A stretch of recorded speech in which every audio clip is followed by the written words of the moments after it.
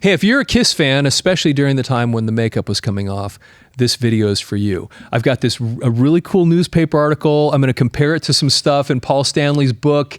And what I'm hoping is that as you hear this, if you had similar experiences to me during this period, put it down in the notes. Share your thoughts about this. What was it like for you? And will these things that I talk about, how many of them resonate with you?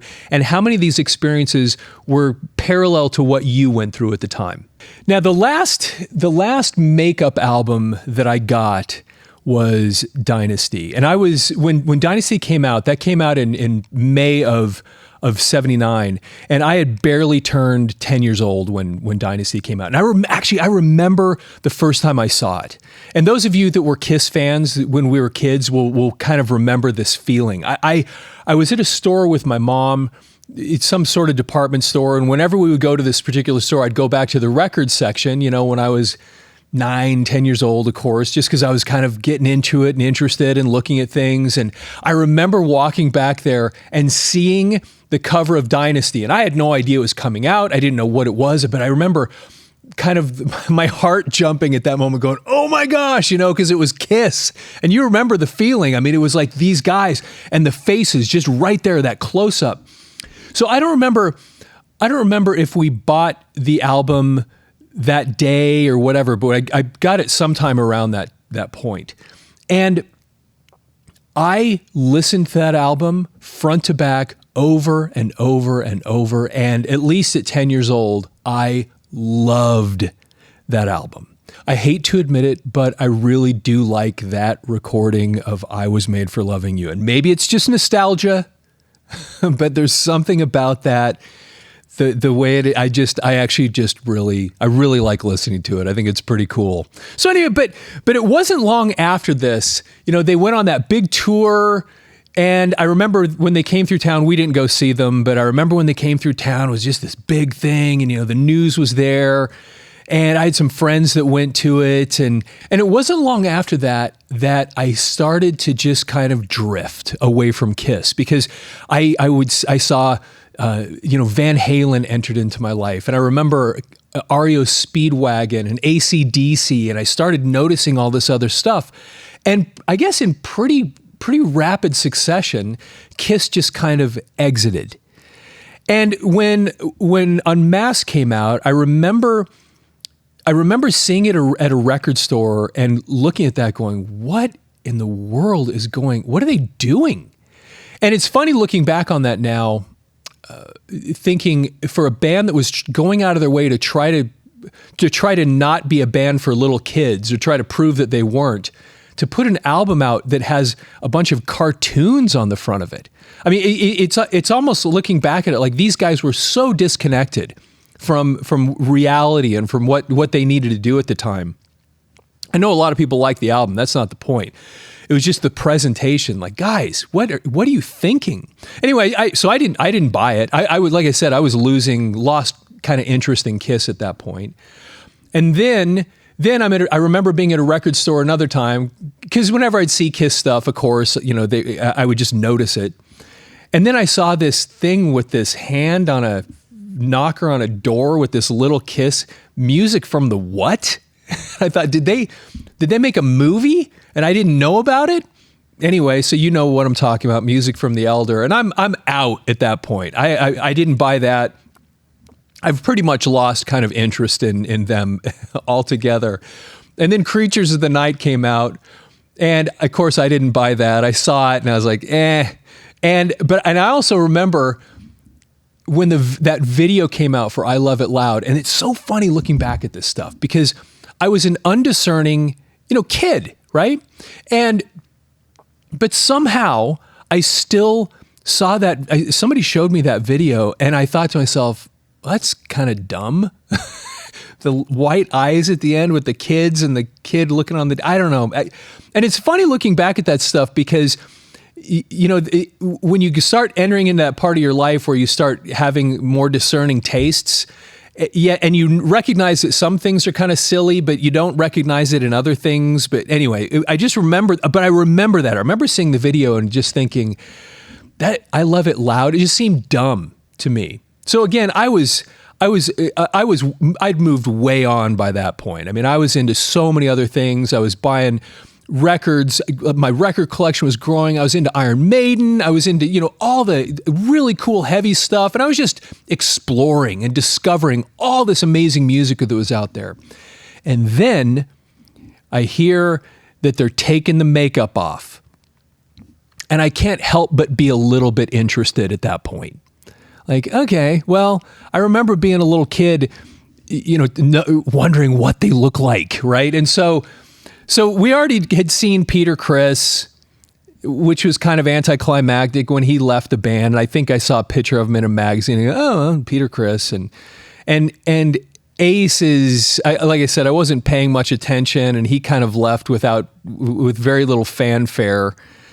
All of a sudden, this Vinnie Vincent is in there. And then I remember seeing his makeup and thinking, wow, that's dumb. Put an onk on your face. Anyway, it just seemed, it seemed like they got to a point that they just weren't trying.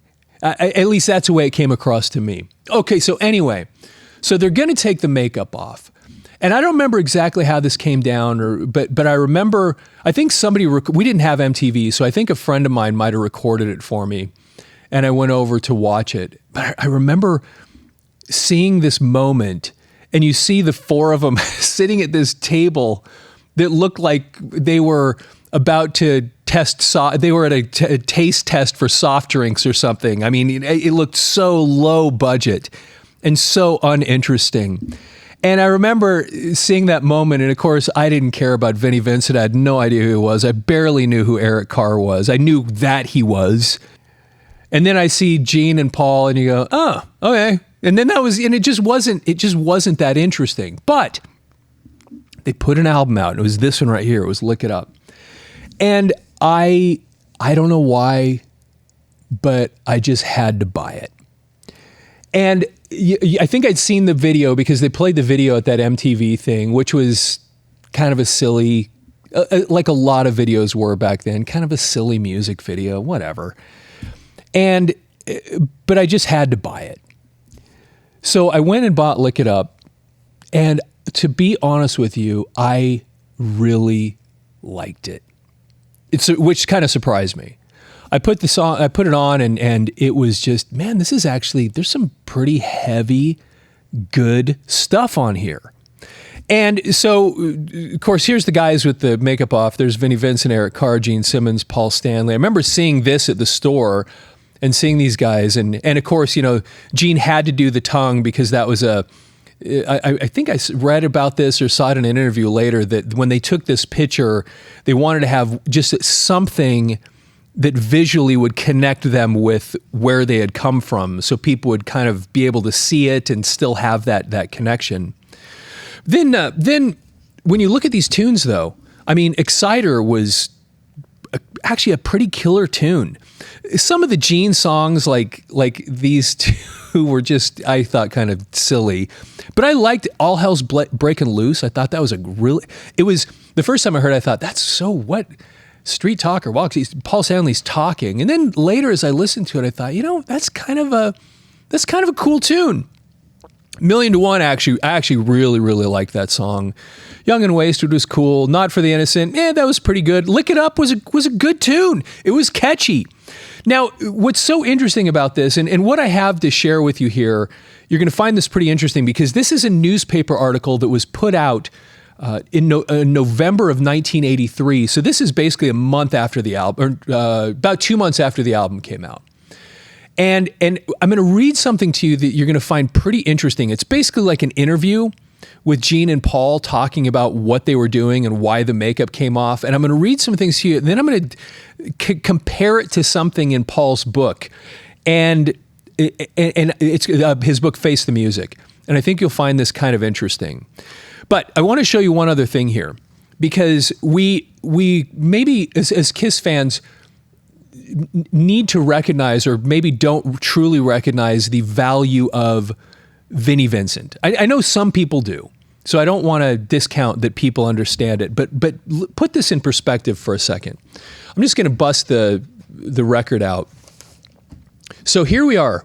This is side one. They have all the lyrics for side one, and then I'll flip it over and show you the other side. So, Exciter, Paul Stanley, Vinnie Vincent. Not for the Innocent, Gene Simmons, Vinnie Vincent. Lick It Up, Paul Stanley, Vinnie Vincent. Young and Wasted, Gene Simmons, Vinnie Vincent. Gimme More, Paul Stanley, Vinnie Vincent. Do you notice a pattern? The entire front side of this album and some pretty decent tunes were all at least partially written by Vinnie Vincent. Then you flip it over on the back side. All Hell's Breaking Loose. Again, I actually like that song. Eric Carr, Paul Stanley, Vinnie Vincent, Gene Simmons. A Million to One, which might be, it's kind of a more thoughtful, kind of a love song almost. Although it's not slow, like a slow dance song, but it is a little more thoughtful and emotional. Paul Stanley, Vinnie Vincent. And then you have the two songs that I thought were kind of childish, Fits Like a Glove and Dance All. I mean, come on. I remember, like, guys, aren't you older than that at this point? You can't write songs like this. And then they just kept doing it. Okay, whatever. And then you get On the Eighth Day, which was kind of a catchy tune, little anthemic kind of thing that they would do. Gene Simmons, Vinnie Vincent. But do you see the pattern there? That on this album, this was so influenced by Vinnie Vincent and Vinnie Vincent's songwriting that it's kind of amazing. And what a big role that guy played in their history. Now, it was a decent album. Now, I know a lot of people think Creatures of the Night is maybe one of the best things he ever did. I think the guys in the band actually think that too. And I've bought it. I bought the copy with the makeup and the copy without the makeup, and I've listened to it. You know, it has its moments. It's not my favorite. Like, a lot of people love it, and I'm like, yeah, there's some good stuff on it, but it's not my favorite. But this, I actually really, really liked what they did here, which kind of surprised me, kind of got me kind of back on the Kiss train a little bit. I went and saw them on this tour. I saw them, Vandenberg was opening up, and a band called Riot was supposed to open up, and I actually was more excited about seeing Riot than Kiss, believe it or not, because I was a big Riot fan at the time. Not Quiet Riot, Riot. So, but I went and saw them, and they were pretty good. So I'm going to read something to you that about this. And this is from the Kennebec Journal, Friday, November 18th, 1983. And so, again, the album Lick It Up came out on September 22nd of 1983. So this is about 2 months. And the title, the headline here is Kiss, New Album and Change of Face. Now, the important part here is the subhead, which says band feels stronger. And this is the part that I want to compare something to you that you might find kind of interesting. Okay, and then of course you see one of the promo shots from the album there, Paul, and you see the band right there with the picture directly below that with them in the makeup. Okay, so here's the article. Bassist Gene Simmons is no longer a bizarre interpretation of Lon Chaney in The Phantom of the Opera, and guitarist Paul Stanley has wiped off the white face and the star painted over his right eye. The makeup is gone, and the plain, unvarnished Kiss has emerged. Quote, people have asked us if this is a farewell, Simmons says. Not at all. If that were the case, I'd rather let the thing fade away. We're only doing this because after the tour and making Lick It Up, we feel stronger than ever. Taking the makeup off has meant nothing but taking the makeup off. The change in us goes no further than that, unquote. For 10 years, since Simmons and Stanley got together and added drummer Peter Criss, who painted on the face of a whiskered cat, and guitarist Ace Frehley, who became a winged spaceman, Kiss has always appeared on stage in histrionic makeup, costumes, and elevated dragon boots. The rock group was so protective of their identities that they wouldn't allow friends to take pictures of them undisguised.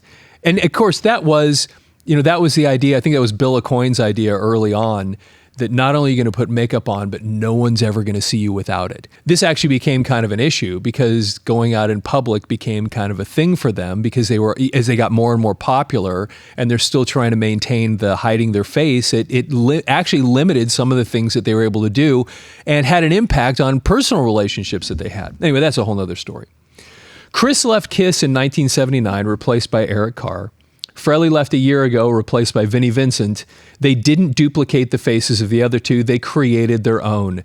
Well, Eric Carr, I think he and Bill Aucoin at the last minute came up with the Fox makeup.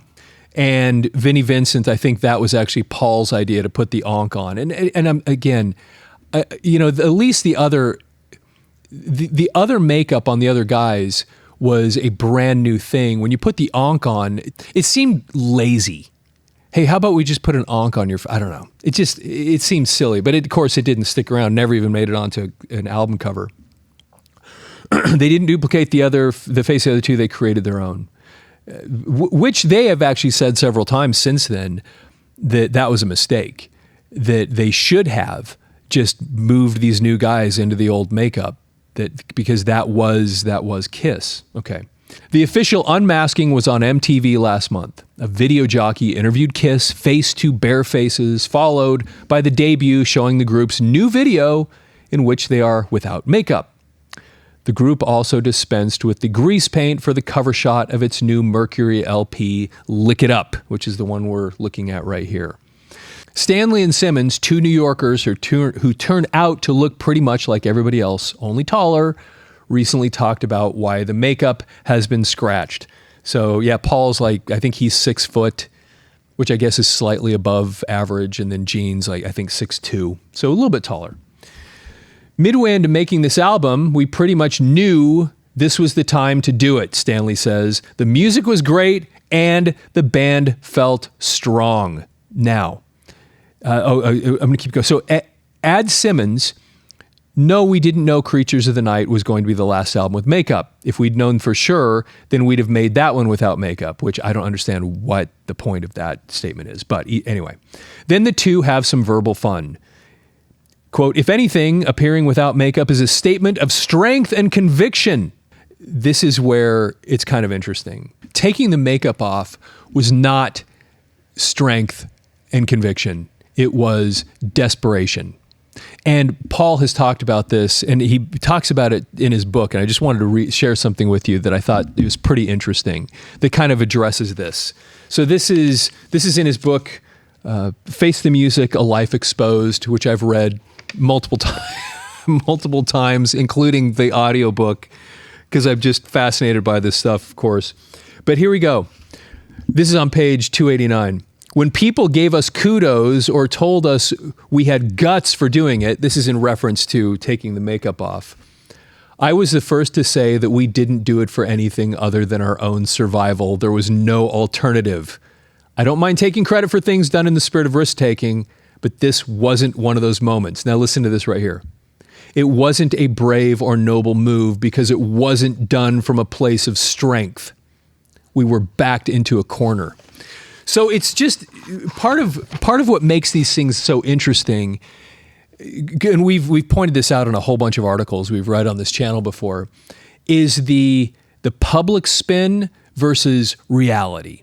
And now we have the hindsight, we have decades where we've actually now really learned what was going on in these moments. And so when he says this here, they're putting this best spin on it. Like, hey man, everything's great. Music's so great. We are ready to go. The music, we are feeling stronger than ever. This is going to be amazing. When in reality, they're thinking, I don't know. Conviction maybe, but again, strength, as he says in that book, this was not coming from a position of strength. This was an act of desperation, because they could see that people were not going to these concerts. Once Unmasked was released, and then Music from the Elder, and then Creatures of the Night, and it was just sinking, and they knew it was sinking, and Paul looks around and he goes, we have no choice at this point. We have to take the makeup off. We've got to do something to see if we're a real band, and to put ourselves out there, do something different, act of desperation, see if we can survive this. And then, amazingly, they did. They put out some decent music, And then they put out a whole bunch of albums after this. Anyway, that's a whole nother story. Okay. Let's see. And beauty and manhood and depraved sensuality, adds Simmons. And lasciviousness and memories of barbaric deeds of tours gone by, Stanley says. When the wenches of rock and roll came forth, echoes Simmons. Simmons can remember being so tired after shows he fell asleep with the makeup on, realizing it only when he'd look in a mirror in the morning. And strangely enough, he is more used to Kiss makeup than he is to seeing his own face. The Kiss stage show will continue to be lavish. They say, an upcoming tour will use the military tank of the last tour, Simmons says, because it's the biggest toy we know how to get on stage. Now, it's because it's the biggest toy and because they're not making enough money to make a different stage set, so they use the one from the last tour, is the part he left out of that statement. So again, when they did this tour, look it up, they had this big tank that was the stage, and they were basically recycling that thing because they didn't have the resources to put a whole new stage together. And so they spin it like, hey, it was so great, we're going to use it again. Yeah, right. There you go. So, okay, their music will continue to be primitive instead of intellectual, they say. 11 of Kiss's 18 albums have been certified gold and 6 are certified platinum.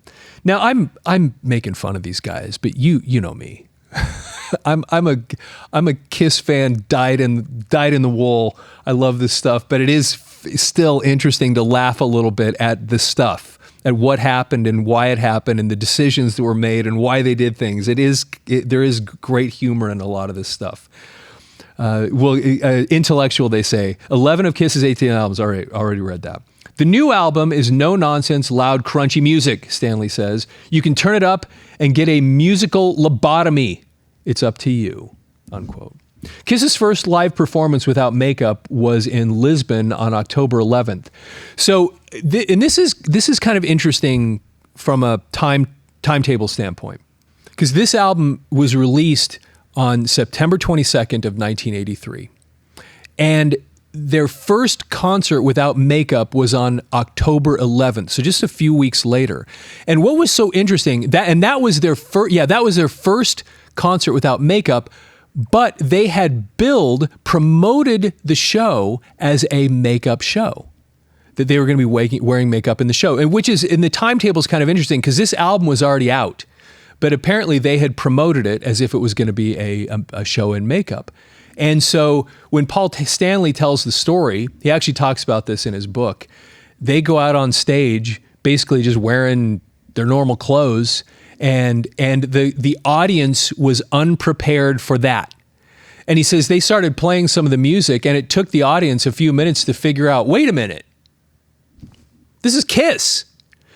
And Paul said, just in those moments, being up on stage, and the way he described it was, this felt like sound check, except now there was this massive audience in front of them. Because of course in sound check, you come out and you're in street clothes and no makeup.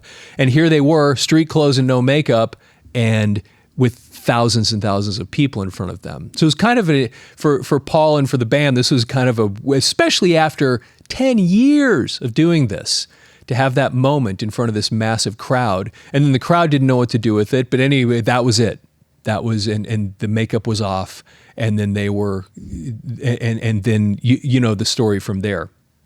So let's keep going here. After the European tour, a 4-month American tour will start December 7th. From 1974, when its first album came out, until 1980, Kiss toured nearly nonstop, sometimes doing 7 shows in 7 cities a week. Then came 3 years of no touring in the United States. By the way, when you listen to people like Geddy Lee, for example, the Rush and Kiss were good friends. And Geddy will talk about this, saying, look, you're just not going to find a bunch of guys that work harder than Kiss did. They worked so hard to get where they were. They put so much time and energy and et cetera into it. And when you listen to that here, it's not like that this was super unusual for bands to play that much, but it was just evidence that these guys were really working it. Those first few years together, they were working as hard as anybody else was. And for them, it really paid off. Okay, so nonstop, sometimes 7 shows, 7 cities a week. Then came 3 years of no touring in the United States. When the group hit the road here again early this year, they plunged back into an average of 5 shows per a week. When the group hit the road here again early this year, they plunged back into an average of 5 shows per week. Quote, dogs, wives, moms, fathers, everybody has to take second place when you're a member of KISS, Simmons says. I've had girls tell me it's either me or the guitar. Guess what? It's the guitar. In its Lick It Up video, Simmons says, so now this is funny. Gene Simmons explains to this reporter what the Lick It Up video is all about. We bring KISS consciousness to deprived and depraved women who inhabit a world where the buildings are crumbled. They bring us cottage cheese and Jell-O from outer space and stuff it in our mouths. It's the 4 of us against a horde of nubile young women. Now, just set aside a second the fact that that music video for Lick It Up was just really silly. They played up the makeup reveal too, because I think, as I recall, at the beginning, you see their feet, their boots walking down the street, and then it kind of leads up where you'd see parts of their bodies, and then when they get to the chorus, all of a sudden, there they are! You can see their faces now. That was kind of the thing. And then it was just silly. The video was silly, but in reality, so many videos back in that day were just awful. But the thing that's so interesting about KISS in the era of MTV, they seemed like they should have been tailor-made for that era. With the costumes and the makeup, everything that they had, the pageantry, the visual things that they did. You would think that when MTV showed up, it would have been, this is KISS's forum, showing up just in time because these are the visual guys. But what's so fascinating when you look back at that is that whether it was them just being lazy or whether it was the people that were in charge of them or whatever, they just didn't get it. And again, when you look at that video for I Love It Loud, it was just, they should have been tailor-made for that format. And maybe it was the public being tired of them at that point, which was probably some of it because they had become so overexposed in the 70s. And then they got kind of silly with the colors, and they started looking like Las Vegas showgirls by the time they got into the Dynasty era and those costumes that they had on then. So it was a little bit ridiculous. They tried to get back to the original sound when Creatures of the Night came out. But talk about some missed opportunities.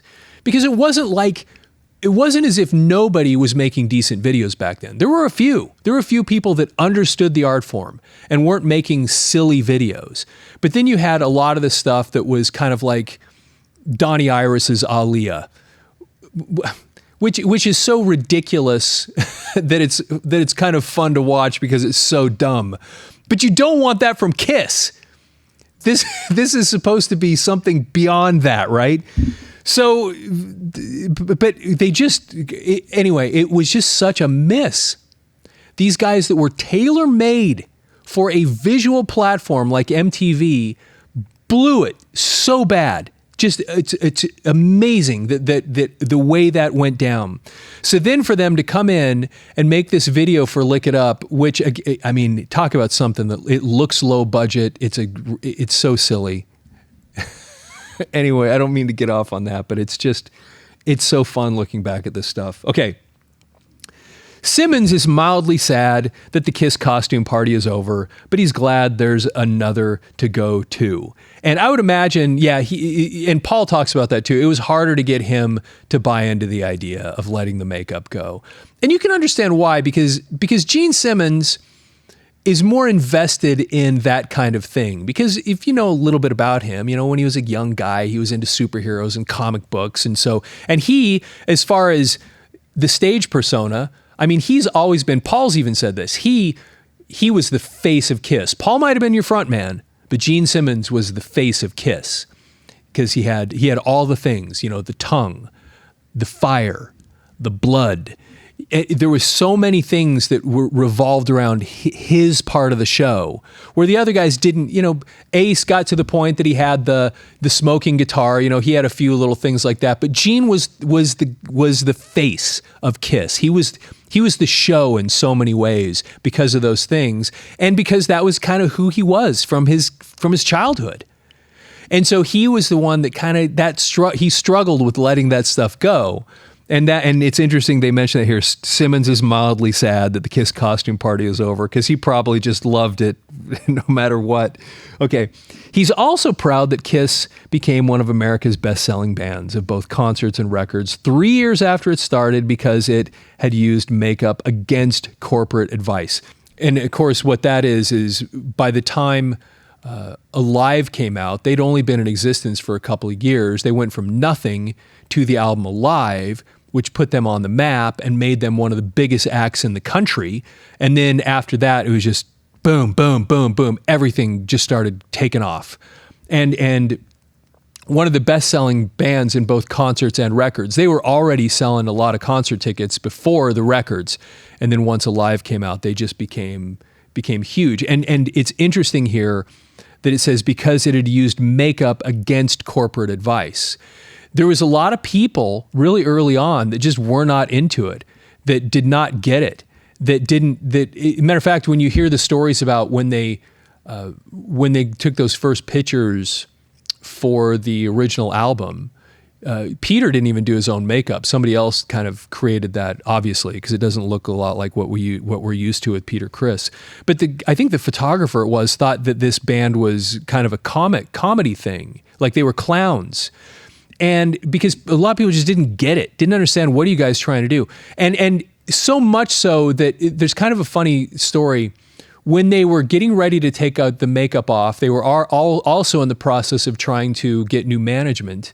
And one of the people that they talked to, believe it or not, and they were talking about taking their makeup off, actually made the suggestion that maybe they put makeup on half their face. Again, it just demonstrates the just cluelessness of the industry of what these guys were trying to do, because what they were trying to do worked. They knew what they were trying to do. They believed in it. They made it happen. And that makeup, even though it was just a 10-year run with the makeup, it worked. It worked great too. And then it kind of came to an end. And then we had the makeup comes off, lick it up, and amazingly, they resurrected the career. This was the non-makeup time. If you read the books and you kind of know, it was a little bit dark for them. They were still playing, they were still touring, they were bringing in crowds, but it wasn't what it was in the 70s. And it's so amazing. A testament to how great it was in the 70s was when they did the reunion.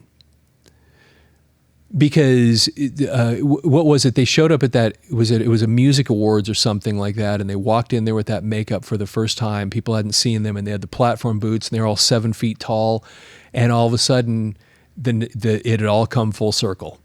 And the fact that they pushed on through all this period with the no makeup, and they still put out some decent music, and they sold some records. They did okay.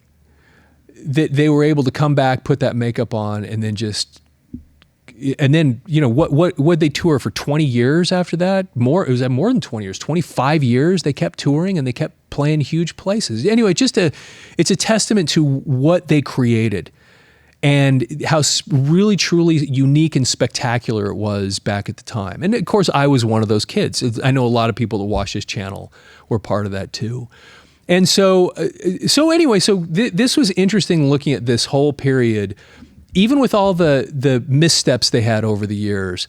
They had good enough music that they were able to weather it and continue to put records out and continue to stay at least moderately relevant, where, oh yeah, Kiss, remember them? Are they still putting stuff? They were able to have some hits, some songs that would show up on MTV every once in a while. And yeah, it's a pretty good tune. Enough so that I continued to be interested in them on some level, even after this.